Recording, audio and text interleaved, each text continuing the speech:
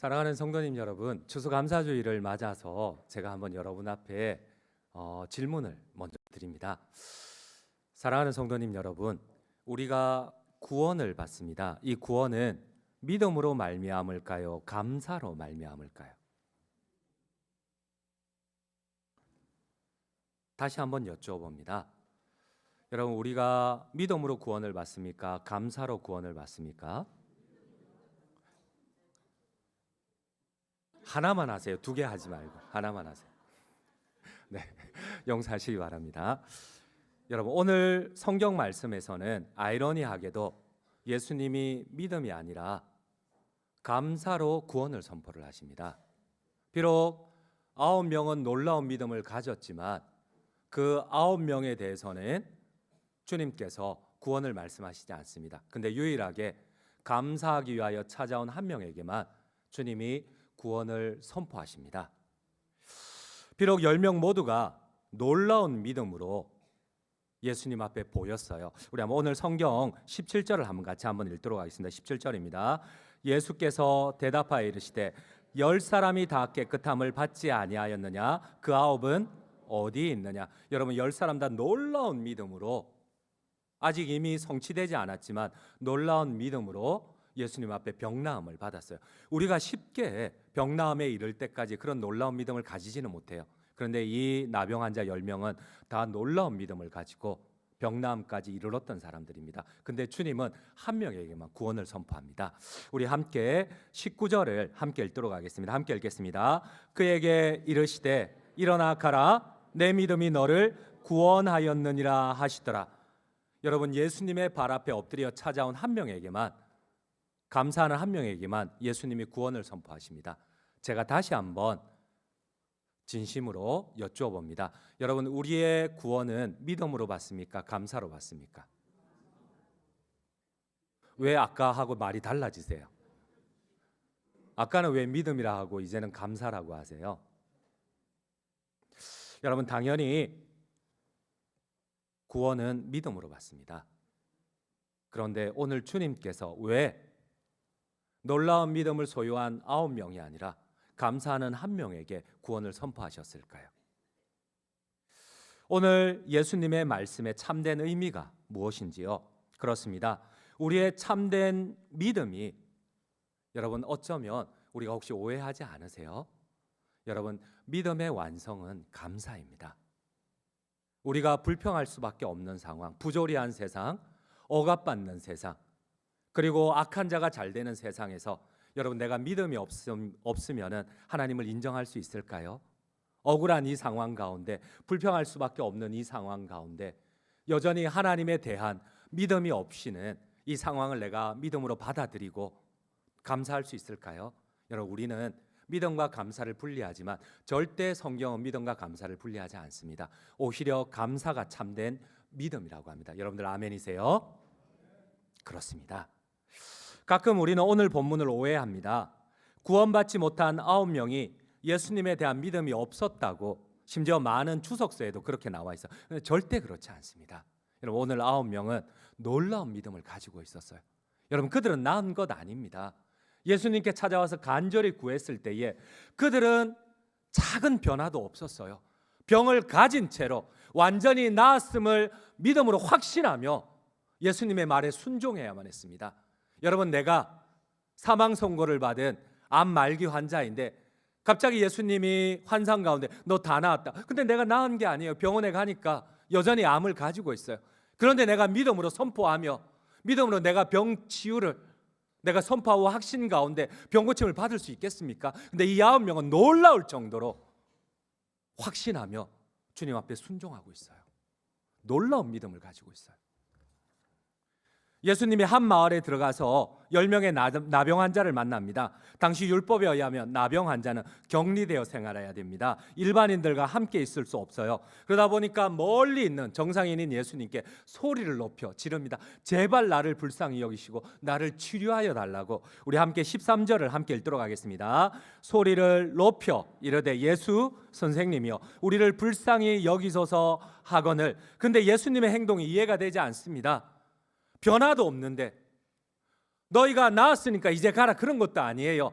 너희가 나았음을 확신하며 제사장을 찾아가라는 거예요. 믿음으로 순종하며 나았음을 확신하며 놀라운 믿음을 가지고 가라는 거예요. 여러분, 우리 가운데 누가 예수님의 이 약속 앞에 믿음을 확신하며 볼 수가 있겠습니까? 여러분, 이 9명은 정말 놀라울 정도로 믿음의 소유자들입니다. 그래서 성경 오늘 정확하게 얘기를 합니다. 이들은 병이 나아서, 예수님의 말씀에 대해서 병이 나아서 간 것이 아니고 믿음으로 확신하며 병 고침이 완전히 나을 것을 확신하며 가는 중간에, 믿음으로 순종하는 중간에, 진행 과정 가운데 그들이 완전히 나았다고 성경은 기록을 하고 있습니다. 여러분, 이렇게 놀라운 믿음을 가진 자들에게 주님은 구원을 선포하지 않습니다. 왜요? 감사하지 않기 때문에 그렇습니다. 여러분, 예수님은 나병 환자들의 믿음을 시험하셨습니다. 그들은 여전히 나병 환자임에도 불구하고 예수님의 말씀을 믿고 나을 것을 확신하며 불신 가운데서도 끝까지 순종하며 제사장에게 가야만 했습니다. 제사장에게 보인다는 것은 병이 완전히 나았다는 확인입니다. 우리 한번 레위기 14장 3절 4절을 함께 읽겠습니다. 3절 4절입니다. 제사장은 진영에서 나가 진찰할지니 그 환자에게 있던 나병 환부가 나았으면 제사장은 그 정결함을 받을 자를 위하여 명령하여 살아있는 정결한 새 2마리와 백향목과 홍색 실과 우슬초를 가져오게 하고. 그렇습니다. 여러분, 만약 우리라면 예수님께서 이렇게 나았음을 확신하며 가라고 했을 때 순종하며 믿음으로 나아갈 수 있을까요? 그들은 여전히 나병을 가진 몸으로, 그러나 그럼에도 불구하고 예수님의 말씀에 완전히 치유될 것을 확신하며 믿음으로 나아가야만 했습니다. 치유도 되지 않은 상태로 제사장에게 가는 것은 믿음이 없이는 불가능한 일입니다. 심지어 율법적으로 매우 위험한 일입니다. 나병 환자가 정상인과 접촉을 한다, 심지어 제사장과 접촉을 한다. 여러분, 율법적으로 매우 위험한 일입니다. 그럼에도 불구하고 그들은 믿음으로 나아가야만 했고 믿음으로 순종해야만 했습니다. 그래서 오늘 성경은 이렇게 얘기를 합니다. 그들의 놀라운 믿음을 성경은 가는 중간에, 전혀 완치되지도 않고 전혀 병고침에 변화도 없었음에도 불구하고 가는 중간에, 믿음으로 순종하는 중간에, 믿음으로 확신하는 중간에 그들이 나았다고 합니다. 함께 성경을 읽도록 하겠습니다. 오늘 본문 14절입니다. 보시고 이르시되 가서 제사장들에게 너희 몸을 보이라 하셨더니 그들이 가다가, 진행하는 과정 가운데, 낫고 난 다음에 가는 것이 아니고 믿음에 순종하여 확신하며 가는 중간에, 믿음으로 고백하는 놀라운 믿음을 보이는 그 중간에 그들의 병이 나았다고 합니다. 10명의 나병 환자들은 놀라운 믿음으로 모두가 예수님의 시험을 통과했습니다. 믿음의 시험을 통과했습니다. 이들은 자신들의 몸에 아무런 치유의 변화가 없는데도 불구하고 제사장을 향해 나아갔습니다. 바로 그들이 가다가라는 표현은 너무 중요합니다. 10명 모두가 예수님의 말씀에 대한 확실한 믿음이 있었어요. 놀라운 믿음으로 순종으로 반응을 했어요. 그런데 예수님의 말씀에 믿음으로 치유를 받은 10명 중 돌아온 사람은 1명밖에 없습니다. 우리 한번 17절을 함께 읽도록 하겠습니다. 17절입니다. 예수께서 대답하여 이르시되 10사람이 다 깨끗함을 받지 아니하였느냐? 그 9은 어디 있느냐? 예수님 어쩌면 감동했는지 몰라. 이야, 이렇게 대단한 믿음이 있어? 여러분, 성경 가운데 이런 믿음을 보여준 사람이 별로 없어요. 사복음서 가운데 수많은 예수님이 만난 사람들 가운데 이런 믿음을 보여준 자가 없어요. 아마 예수님은 감동했을 거예요. 그러다 보니까 더 섭섭한 거예요. 10명이 놀라운 믿음을 가지고 취함을 받았는데 그 9은 어디에 있느냐? 난 이들이 돌아올 줄 알았는데. 예수님의 섭섭함과 안타까움이 있어요. 어떻게 이들이 이렇게 놀라운 믿음을 보이고 왜 안 돌아왔지? 9은 어디 있느냐? 왜 9은 안 돌아온 거냐? 이때 예수님은 놀라운 선언을 하십니다. 너의 믿음이 너를 구원하였느니라. 예수님은 이 감사를 감사로 얘기하지 않고 참된 믿음이라고 표현을 하십니다. 여러분, 감사가 참된 믿음임을 여러분들 믿으십니까? 우리 한번 추수감사주일날 나를 한번 돌아보십시오. 여러분, 우리 주변에는 억울함이 있습니다. 불편함이 있습니다. 악이 있고 부당함이 있습니다. 그럼에도 불구하고 여러분 감사할 수 있는 자는 반드시 하나님이 이 모든 상황의 주인이심을 고백하는 자입니다. 아멘이세요? 여러분, 내가 심판자가 되어서 하나님의 자리에서 내가 왕이 되는 것이 아니고 끝까지 어떠한 불평과 부당함 가운데서도 하나님이 반드시 왕이며 그분의 통치가 온전히 이루어진다는 것을 믿는 자만이 여러분 얼마나 억울합니까? 살아가는데 악한 자들이 나보다 더 잘 살고 오히려 이 억울함이 판을 치는 세상에서 여러분 그래도 하나님을 확신하는 자만이 감사할 수 있음을 믿으십니까? 그래서 오늘 성경은 이렇게 결론을 내립니다. 바리새인들이 하나님의 나라 천국에 대해서 묻습니다. 하나님, 예수님, 하나님의 나라가 언제 임합니까? 어느 때 임합니까? 어디에 임합니까? 도대체 하나님의 나라가 어떻게 임합니까? 묻습니다. 근데 주님은 전혀 엉뚱한 말을 하세요. 여러분, 어쩌면 우리가 생각하는 하나님의 나라 천국과 다르게 주님은 오늘 전혀 우리가 생각하는 선입관과 다르게 전혀 다른 말씀을 하십니다. 그리고 이것을 오늘 감사하는, 유일하게 감사로 구원을 받은 사마리아 여인과 천국을 연결을 합니다. 예수님이 말씀하시는 천국과 이 사마리아 여인과 어떻게 연결이 될까요? 우리 함께 오늘 본문의 결론인 누가복음 17장 20절 21절을 함께 읽도록 하겠습니다. 바리새인들이 하나님의 나라가 어느 때에 임하나이까 묻거늘 예수께서 대답하여 이르시되 하나님의 나라는 볼 수 있게 임하는 것이 아니요 또 여기 있다 저기 있다가도 못하리니 하나님의 나라는 너희 안에 있느니라. 여러분, 이상하죠? 우리는 하나님의 나라가 죽어서 가는 곳이라고 생각을 합니다. 저 천국이라고 생각합니다. 물론 하나님의 나라는 천국입니다. 그런데 하나님께서는 이미 지금 당장 here and now 여기에서 하나님의 나라가 그것도 너희 안에 임한다고 합니다. 여러분, 그래요.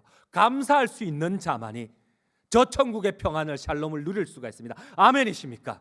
그래서 오늘 사마리아인은 감사를 하는 사마리아인을 향한 하나님이 구원을 선포하고 난 뒤에 마지막에 하나님의 나라를 결론을 이렇게 맺습니다. 감사할 수 있는 자, 악 가운데서도 불의함 가운데서도 하나님의 끝까지 심판과 신원을 온전히 믿음으로 바라보고 감사할 수 있는 자 안에 하나님의 나라 천국이 이루어진다는 겁니다. 아멘이세요?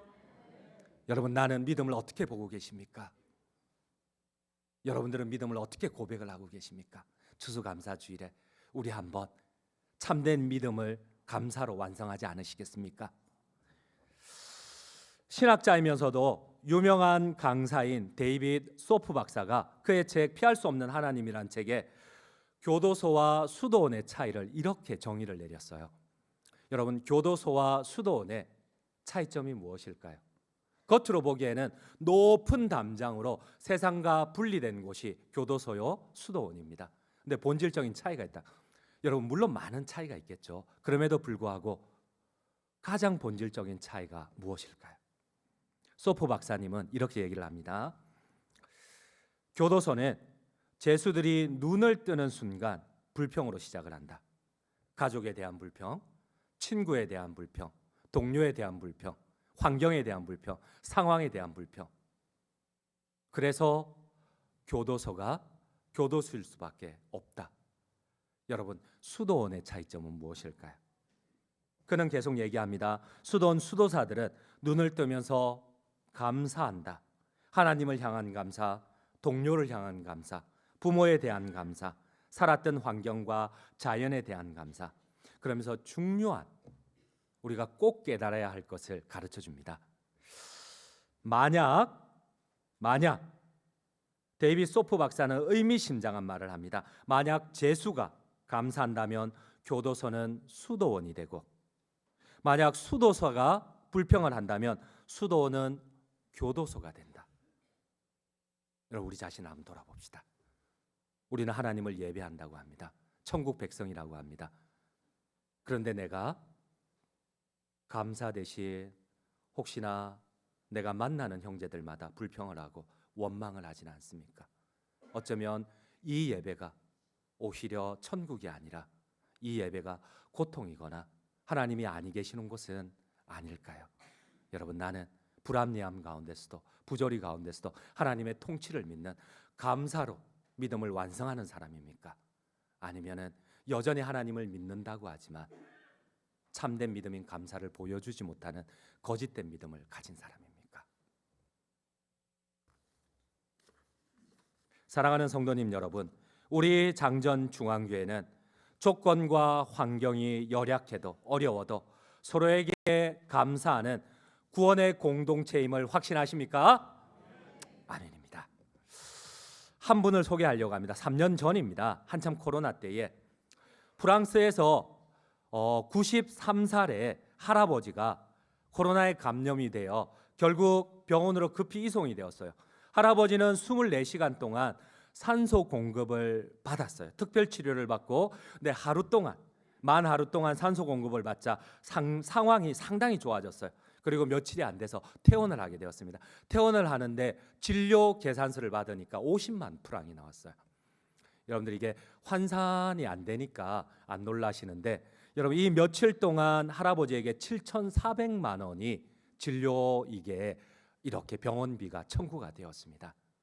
여러분 참 감사한 게요, 대한민국은 의료 보장이 정말 잘 된 것 같아요. 지난 통계에 보니까 미국과 유럽은 한번 병원에 하루 이상 들어가 있다가 나오면 무조건 평균 5천만 원을 소비했다고 합니다. 가난하든 잘 살든 평균 5천만 원인데, 우리는 뭐 병원에 코로나 때 가도 얼마 안 냈잖아요. 거의 다 국가가 90몇 프로 다 하고. 여러분 한국 살만하죠? 예. 뭐 아까는 아멘 안 하고 이제는 뭐 아멘을 하시는 거예요. 한국에 대해서는 아멘이 되고 하나님에 대해서는 아멘이 안 되시는 거예요. 예, 그런 것 같아요.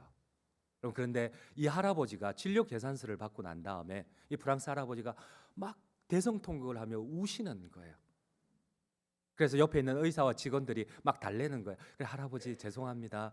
진료비가 너무 많이 나왔죠. 얼마나 힘드시겠어요. 그래도 생명을 건졌으니까 우리 이렇게 좋게 생각합시다. 그런데 이 할아버지가 이런 말씀을 하세요. 제가 그대로 한번 읽어드릴게요. 저는 지불해야 할 금액을 보고 눈물을 흘리는 것 아닙니다. 저는 치료비를 지불할 수 있는 경제적 여유가 있습니다. 제가 눈물을 흘리는 이유는 고작 24시간 공급받은 산소 금액이 50만 프랑이나 된다는 사실입니다. 저는 93년 동안 하나님께서 매일마다 주신 산소를 마시면서도 하나님께 단 하루도 감사한 적이 없습니다. 여러분 단 하루 산소값이 7,500만 원이라고 합니다. 근데 우리가 90평생을 살면서 혹은 50평생을 살면서 단 하루도 이 산소 때문에 하나님께 감사한 적이 없어요. 제가 이것을 원문을 이렇게 번역을 하면서 느끼다가 이 묵상을 하다가 어쩌면 조금 너무 이렇게 억척인지는 모르겠지만 코로나가 저 때문에 온 것 같습니다. 지난 5년 동안 돌아보니까 제가 하나님을 섬기면서 단 하루도 제대로 감사를 못한 것 같아요. 우리가 정말 평소에 감사해야 될 것들, 하나님을 찬양해야 될 것들을 너무 무심코 지나가고 작은 것에도 원망하고 작은 것에도 불평하고 내가 주인이 되니까 하나님께서 이 코로나의 어려움을 통하여서 그래 네가 하루만 산소호흡을 안 해봐라. 네가 7,500만 원 그 하루를 어떻게 감당을 하겠니? 네가 이틀만 한번 병원에 들어가 봐라. 그래서 하나님께서 우리에게 어려움을 주시지는 않았을까요? 아무도 아멘은 안 하십니다. 그럼요. 여러분 고통이 와도 불평이 와도 우리가 이것을 하나님의 뜻으로 받아들일 수 있는 것이 참된 믿음이 아닐까요? 우리 한번 PPT를 한번 보실게요. 자, 마이클 플로라는 70세의 청년이라고 해야 되나요? 할아버지라고 해야 되나요? 요즘 워낙 뭐 70세도 젊으시다 보니까. 근데 이분이 병원에서 딱 2달 62일이 있었어요. 딱 병원에서 2달 있었는데 치료비가 112만 달러 하나로 거의 한 14억이 나왔어요. 근데 대다수가 이 무균실에 들어간 인공호흡기를 단 비용이 매일마다 몇 천만 원이에요. 매일마다 몇 천. 여러분 우리는 이 산소에 대해서 이 상황에 대해서 우리가 얼마나 감사를 했나요? 어쩌면 하나님께서 너무 감사가 없고 불평과 불만만 있으니까 한번 잠시 거두어 가신 것 아닐까요? 우리가 감사를 잊어버리니까 이 감사에 대해서 한 번만 보라고. 일상의 기적이라는 글을 보았습니다. 여러분 일상의 기적이라는 글에 보니까 이 눈 안구 하나를 새로 넣는데 1억이라고 합니다. 우리의 간을 이렇게 새로 바꾸는데 3천만 원, 심장은 엄청 비싸요. 심장은 5억이라고 해요. 여러분, 간은 다치셔도 심장은 다치시면 안 돼요. 신장을 바꾸는데 3천만 원, 간을 이식하는데 7천, 심장을 이식하는데 5억. 여러분, 우리가 하루 그냥 편안하게 눈 뜨고 그냥 아침에 밥 먹고 산책하다가 일하다가 하루 그냥 평안하게 살면 내가 51억 원을 보유를 하는 거라고 합니다. 근데 우리 한번 이 51억 원에 대해서 하나님께 감사한 적이 있습니까? 하나님이 조금만 숨을 못 쉬게 해도 내가 하루에 1억을 보상을 해야 되는데, 내가 조금만 눈이 다쳐도 하나님 보호해 주시지 않아서 내가 눈이 다쳐도 이 1억 원과 바꿔야 되는데, 여러분, 우리가 참된 믿음을 잃어버린 것은 아닙니까? 결론을 맺도록 하겠습니다. 구약의 하박국서의 시작은 여러분 세상을 향한 원망입니다. 하나님을 향한 원망입니다. 하나님이 왜 불의가 판치는 세상? 하나님 어디 계십니까? 하나님 정말 공의로우신 하나님입니까? 왜 저런 악이 가득합니까? 왜 부정과 부패가 가득합니까? 여러분, 선지자가 세상을 보면 볼수록 원망과 불평밖에는 없어요. 우리 하박국서 1장 1절 처음 시작을 1절부터 3절을 함께 읽도록 하겠습니다. 1절에서 3절입니다. 선지자 하박국이 묵시로 받은 경고라. 여호와여, 내가 부르짖어도 주께서 듣지 아니하시니 어느 때까지리까? 내가 강포로 말미암아 외쳐도 주께서 구원하지 아니하시나이다. 어찌하여 내게 죄악을 보게 하시며 패역을 눈으로 보게 하시나이까? 겁탈과 강포가 내 앞에 있고 변론과 분쟁이 일어났나이다. 그런데 여러분, 하박국의 마지막 결론은 완전히 다릅니다. 하박국은 내가 믿음이 있는 줄 알았어요. 내가 하나님의 선지자로서 세상의 패역을 보고 불평을 보고 불만을 보고 나름 신학자인 줄 알았고 나름 선지자인 줄 알고 나름 믿음이 있는 줄 알았어요. 근데 그가 마지막에 후회를 합니다. 회개를 합니다. 내가 믿음의 눈으로 보니 패역 가운데서도 불평 가운데서도 하나님은 여전히 우리를 통치하신다는 겁니다. 여전히 하나님께서는 이 억울함 가운데 여전히 살아계시고 내가 당장 이해가 되지 않지만은 하나님이 반드시 이 부정과 부패와 겁탈을 하나님 반드시 신원하고 심판하신다는 겁니다. 여러분, 아멘이십니까? 그래서 우리가 고백하는 대로 하박국의 마지막은 이렇습니다. 무화과 나무 잎이 마르고 포도 열매가 없습니다. 감람나무 열매 그치고 논밭에 식물이 없어도 나는 구원의 하나님 여호와로 인하여 나는 찬송하고 기뻐하리로다. 처음에는 내가 조금 안다고 이거는 왜 부정입니까? 이거는 왜 죄악입니까? 하나님의 자리에 서서 하나님 대신 내가 심판자가 되고, 그러나 그 하박국이 마지막에 믿음을 회복했을 때에 그는 이 불평 가운데 억울함 가운데서도 하나님의 통치를 고백을 하며 찬송을 합니다. 무화과 나무 잎이 마르고 포도 열매가 없어도 나는 구원의 하나님으로 인하여 감사하리로다. 반드시 천국에서 모든 것을 보상하고 이 땅 위에서뿐만 아니라 그 하나님을 인하여 내가 하나님의 지혜에 미치지는 못하지만 그 하나님의 주권을 끝까지 신뢰하며 내가 하나님께 감사하리로다. 아멘이십니까? 그렇습니다. 이 추수감사주일에 우리가 다시 주님의 말씀 앞에 우리 자신을 한번 돌아보기를 원합니다. 그리하여 이번 추수감사주일만큼이라도 여러분, 오늘 예배 후에 오늘만큼이라도 불평하지 말고 오늘만큼이라도 불만하지 말고 단 하루만이라도 나의 입을 닫고 여러분 감사하지 않으시겠습니까? 그럽시다. 오늘 하루만이라도 우리 감사합시다.